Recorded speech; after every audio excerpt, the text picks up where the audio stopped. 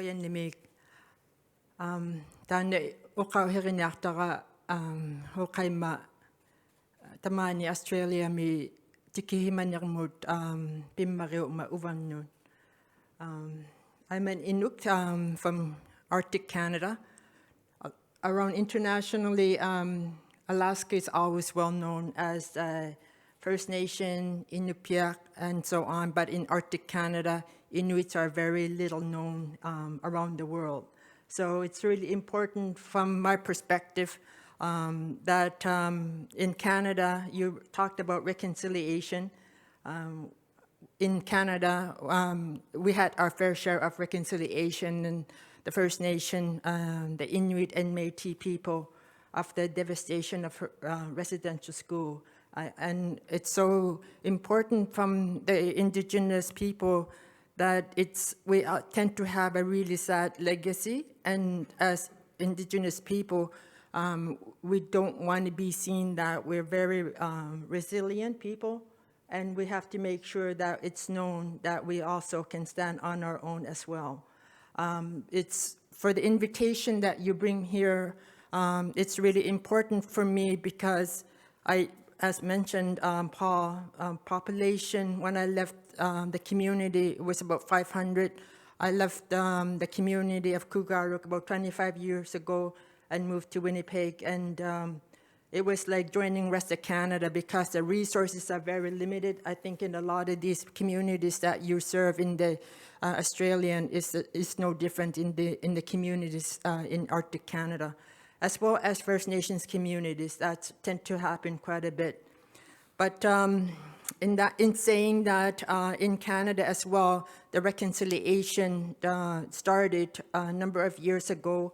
And I think we certainly made some headway, which is a very sad legacy in Canada as well. Not only in that sense that in Manitoba that I live now, they had their First Nation premier that was elected 2 weeks ago. And as First Nation and Indigenous person, that really is an impact to any Indigenous people of the leadership right from the top. And the other thing that is really impactful from that perspective is that under reconciliation, it tends to be in the sense of that somebody else from that is non-Indigenous get that portfolio. So from that perspective, it's the act of reconciliation is right from the top. So that really is really making a difference in province of Manitoba. And in saying that, that was basically my introduction. First of all, I'd really like to thank BCCM. Melina, I don't know how you do it, but you do it somehow. Your network capability is amazing. The reach out to various international groups. Melina and I know each other for many years through Ian McPherson. Was my first visit to Sydney a number of years ago, and we did a presentation to a women's college. So that was my first introduction to Australia, and I was in awe because I come from the Arctic Canada and how warm it is here for me. But in saying that, I do want to start my presentation from thanking the sponsorship and having me come here to do this particular presentation on Arctic cooperative. The other day when somebody said, oh, I saw you're from the Arctic, oh, that must be so cold, and so on, but it's what we serve in the community. First of all, I want to acknowledge the land. Hokay manuna kakaktu ukwat jagera ko and tubo tamani pimmari matatakunungan nunagizay nun. Acknowledging the Gera and the Turbo elders, especially that has since passed on, the work that they probably did and not getting the recognition that they did in various things because they're the one that holds it together. Regardless of what work and challenges that they face, they're the ones that continue to make sure that this doesn't end where they have stopped. I think, first of all, Uncle Ray, being here as well, I know you're very passionate about what you do, so thank you very much for the work that you've done.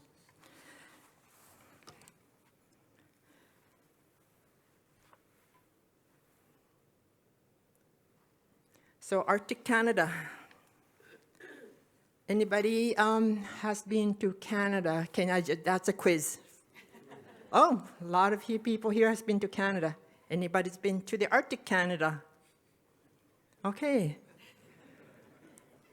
Got some work to do there. So, so Arctic Canada is no different. Living in Winnipeg, that not too many people actually travel to the Arctic Canada. So you're not in that sense that that not too many people they actually live there.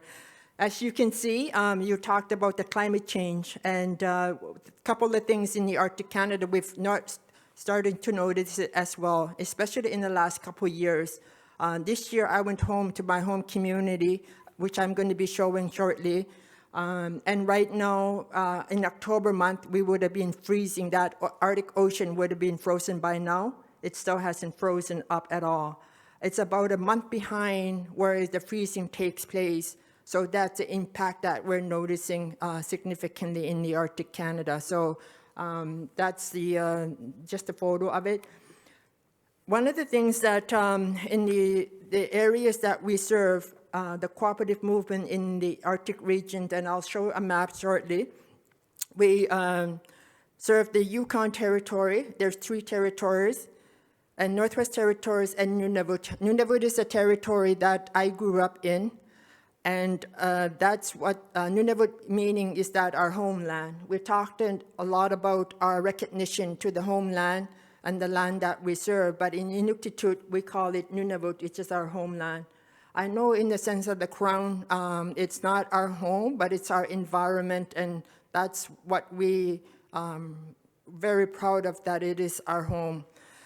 The members that we serve is about 33 independent locally owned cooperative business, and these are the most remote of remote communities across Canada.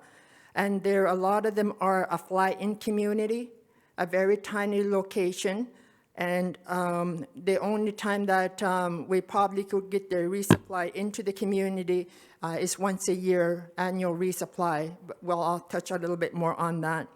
Canadian Arctic producers and how they were formed in the 1960s in these particular communities, where the members in these communities, they were starting to settle into the location. Federal government of the day felt that we should form a community because of the Inuit communities were a nomadic way of life. Hunting was one thing.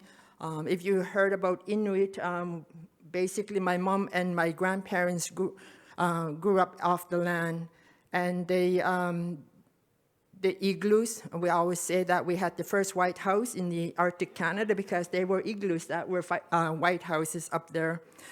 And from one of the things is that in that Canadian Arctic producer, CACFL, in 1972, that formed over time, and the 2 organizations amalgamated in 1982. So Arctic Cooperative is now 50 years in 2022, and it's come a long ways in the adapting to the environment, adapting to the Arctic Canada that we serve.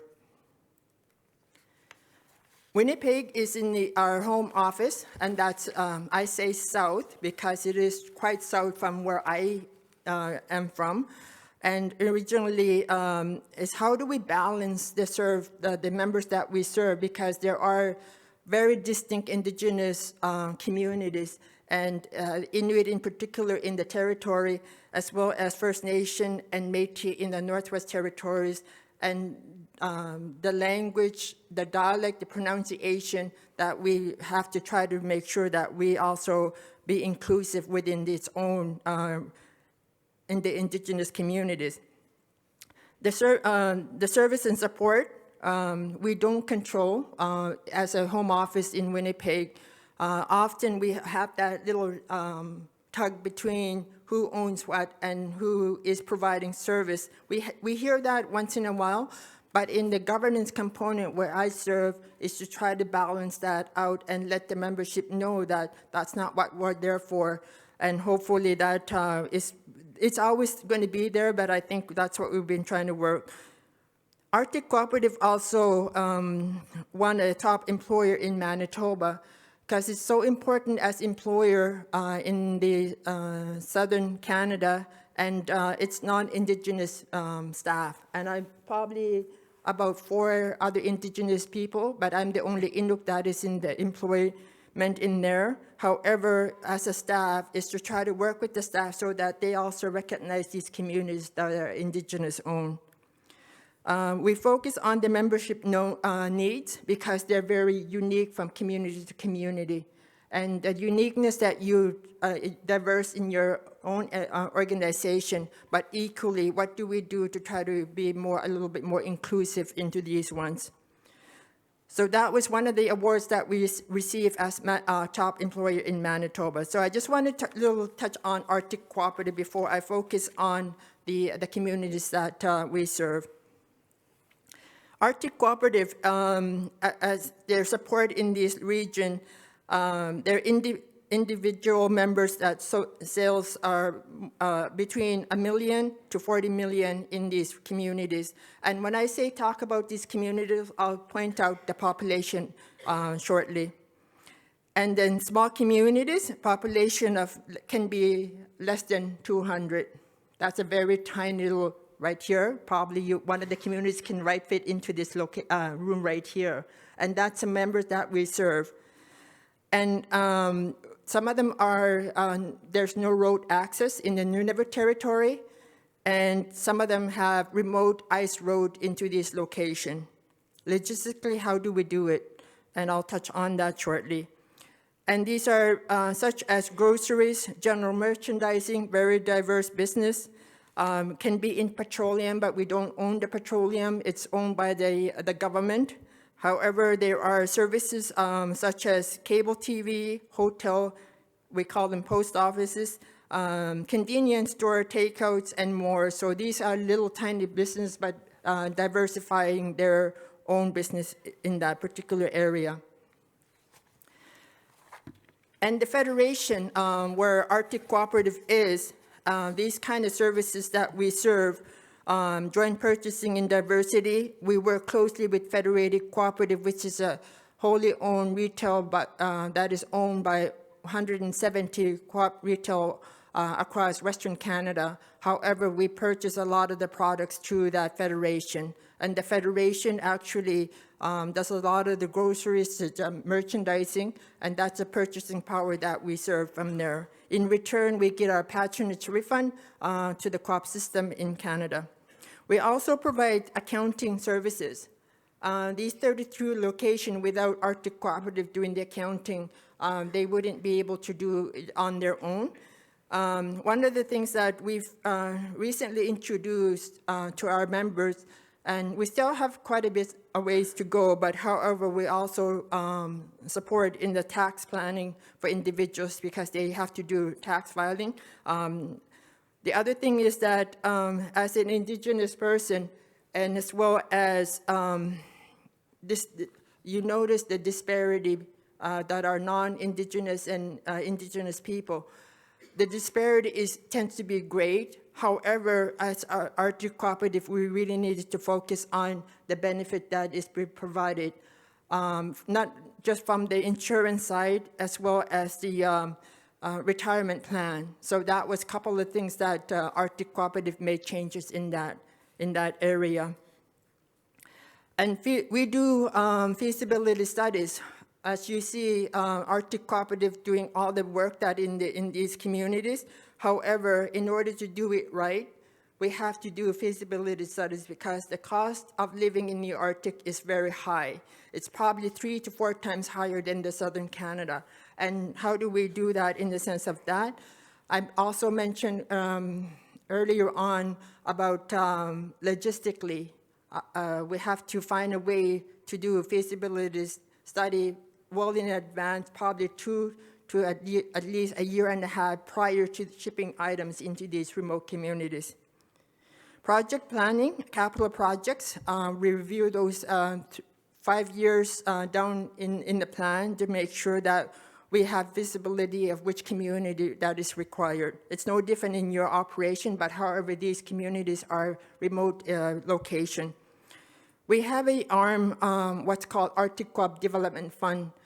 And anything and everything that we do as Arctic Cooperative, this loan fund, actually Co-op Development Fund, loans to these 33 locations, they also own that, and as well as financing it for any projects, any inventory, and any capital project is the loan fund that provides that. It's paid back over the years, few times over the years already to the member cooperative. And how do we support the 33 unique small business in these communities? And it's very interesting when we do the meetings and with our member cooperative, and how do we balance it? As we know, you are from the cooperative movement. It's no different in the Arctic Canada, democratically owned, they're independent. We often have to try to keep that they're independent cooperative. But we're, as a federation, we advise them to make sure that they're within that. But again, as I mentioned earlier, we get that poll that say that you're a federation, you're telling us how to run our own business. So we have to back off and then say that, yeah, this is independent cooperative. As an Arctic Cooperative, there's, when they hold an annual meeting, which is my area in the governance, the 2 voting delegates, typically the delegates are board of directors, second delegate and vice president tend to go to the meetings, and that's held for 7 directors of Arctic Cooperative. They're all from the Arctic Canada. As well as they have, because Arctic Cooperative is owned by the Indigenous people, the board of directors are all Indigenous. One is a non-Indigenous. However, finding a balance in that is very interesting. As a Indigenous-owned organization, because language is their first language in Inuktitut and in their region, we have to provide translation to make sure that there's a balance in there as well. And resolution, anything that they're directing Arctic Cooperative, that's how we form to say where we're going to go with the next items from Arctic Cooperative, and it's really giving the voice to the delegates that are in attendance. Giving them the voice is really important as well, and allowing them to make sure that they are heard as an organization that, the cooperative that they serve. Here is a map, the Arctic Canada. And that little circle that you see, that's my home community, which is above the Arctic Circle. And Winnipeg is not here. We can't see it. It's below that yellow color there. It's below there. That's straight north of my home community in the Arctic Canada. And however, for me to go home from there, I actually have to go through Calgary, which is on the west side, go east to Yellowknife. I overnight in Yellowknife for a day, and the next day I still have to travel into my home community, so it takes me 2 days just to get home, and it's still in Canada. That's how large it is to try to travel into this region. You might have heard about the forest fire that took place over the summer month, and that actually had a significant impact because I was supposed to be home August 21st, August 24th, and it took me for September 1st before I can actually travel back south. And we couldn't go through Yellowknife, so I was rerouted to Iqaluit, which is in the Baffin region. And just to get back south to Rankin Inlet, it took me 12 hours just to get home that day. So it's a significant challenge just to travel in these communities. So these are the 33 locations that we serve. It's interesting in this particular photo, when my girls were growing up, they grew up, I have 2 daughters that basically grew up in Winnipeg, Manitoba, and my mom is still there in the home community, and it's above the Arctic Circle, so I used to tell them that when they were kids, your cousin actually got their first, they get their first Christmas present because they're closest to the North Pole. So they thought that was pretty cute, and they truly believed that until not that long ago. But however, in that sense, Arctic Circle is still very far from these particular communities. And Grise Fjord is further north, So from the west side, it's very diverse. And the Arctic Ocean and the Hudson's Bay area is as far as the logistically that we have to serve. On the Northwest Territories side, there's a road access, but some of the smaller communities don't have road access, so they winter roads or the roads that they serve. So try to put that into perspective. How do we do it in logistically? And providing that construction, various things, materials that are into this location. You talk about challenges. Well, this is one of the challenges that we face as an organization. I'm not going to really touch on a cooperative because I think you all well know about cooperative movement, so I'm really going to go fast on this particular slide. As I mentioned, autonomy is very important, and to meet common economic, social, and cultural needs. I quickly touch on that. However, it's really important to ensure that we hear and listen to the concern for their communities, as well as various things that is impacting the region. Mentioned that earlier on, the ICA values and so on. That's what we serve as a cooperative movement in the Arctic. And how did the cooperative movement started in the Arctic region? And Inuit and First Nation, I think the values were very close to the cooperative value. So when they started in these communities, they've actually thought they didn't want to be run from the outside organization or businesses. So the value of the cooperative value was the closest value to the identity as an Indigenous or Inuit value. So that's why the cooperative started over 60 years ago. We also follow the 7 principle. I know you had that little quiz last night, and that was one of the things that we also follow into the communities of the values and practices. The co-op system in the Arctic Canada, there are 33 locations, over 15,000 members, employ over 800, and the 550,000 in payments in artists. One of the things is that this cooperative movement really started from the artist based and then sending them to Southern Canada and marketing them. But however, paying back into the artists has been significant impact. To over 227.8 million in asset and 135 million member equity, which is significant from the perspective from the equity component. Tiny little business own that kind of asset into the co-op system. I won't go through this as well because you know the org structure. However, independently individual members elected Arctic Cooperative 7 board of directors, and the management structure is advised to district support advisors, and then a manager.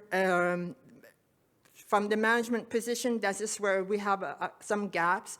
The management position tend to be from Southern Higher, but the staff are from the community itself.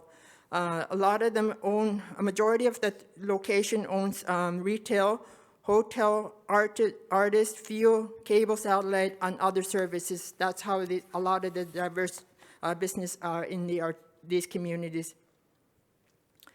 As Arctic Cooperative, I mentioned we have 7 board members. They're all from the community, elected on a 3-year term.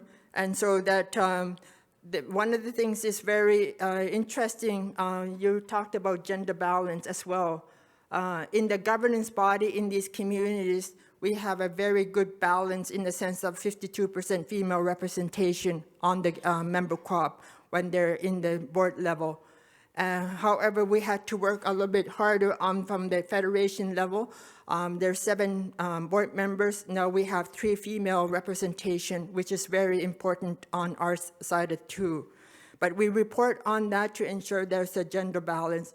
As you mentioned about the youth, in this, it's no different in the Arctic Canada. Trying to include younger generation is one of the challenges that we face as well. This is actually my home community, Kumute. It's Kugaruk. And the cooperative in this particular community has retail, hotel, cable service, fuel distribution, school bus services, freight services, heavy equipment, property rentals, and general contract. Very successful, a population of 1,200. They actually return back to their members, and a community impact is so significant here that it returns over $2 million a year back to the community of population of 1,200 people. That's an impact that we ensure that it's in the community. I try to go home to the community once a year in August, and however, you could really notice the impact versus other locations that may not return that kind, and it's very visible in this particular community. Unfortunately, the community is also going through some challenges. There's now a competition for the first time ever for another retail operation. So we'll see how that goes because it's opening next month and see how much impact it will have. So this is one of the visibility Inuksuk names. These are Inuit names that we tend to name. They own a hotel, but however, they're tiny little hotels, but they provide that for guests that are visiting from the outside.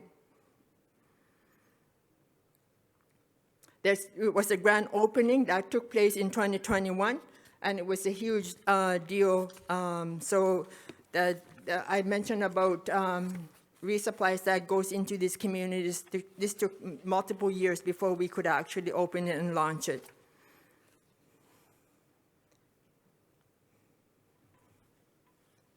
That was the opening that I was able to attend back to the home community. Elders are respected in the community to ensure that they're part of any celebration that is going to take place indoors. And we tried to balance it there for the youth representation as the opening was taking place. And these are the staff that worked quite hard to get that store open that day. Next community is Lutsoke. It's in the Northwest Territory community and a population of 318. And the language is Chippewan, and English is their second language. There is no road access to this particular community. However, service through Yellowknife and Hay River during the month of July. So it's very limited window. We talk about very limited window. We have to make sure that the supply are in those communities is when the ice is still frozen and we could ship it across, because if we miss that window, it won't make it into these communities. So we have a very short window to do that. And the other thing is the local economy for traditional based and supplement by art and craft, tourism, and this particular community. They actually live in a lake, so there's a lot of good fishing. So if you ever want to go fishing in Canada, this is the place to go. And Lotsuke, as I mentioned, there is no road access. And lots of tourists in that crafts and tourism. That's their co-op location. Chippewan is their language, and the only store in the community. They also have a fuel and services as well as bed and breakfast. And a lot of the communities had non-traditional name, and this particular community was called Snowdrift. But however, they always had their traditional name. And the empowerment in these particular communities, my home community used to be called Pelly Bay of all names. Pelly Bay, we have no idea where it came from, Pelly Bay, but it was known for that. However, the community ensured that we're going to take back the name, and Kugaruk became the name for that particular community. But Lutsuke is the traditional name. This is the map, remoteness. The COVID impact certainly had some into these communities when COVID hit. Lutsuke does a lot of traditional activity. We asked her to sponsor this, the camp as well for youth, to ensure that they continue with their tradition. So we tend to sponsor that from Arctic Co-operative. It's a couple of photos. arts and craft, beautiful art that is created by the community. Kugaruk, that's my home community. The scenery is barren. There is no tree in that region. The Arctic Ocean. We call the ocean Agbeligrak. That's a traditional name in that region. That's what used to be called Pele Bay at the time, but it's Agbeligrak in our traditional name.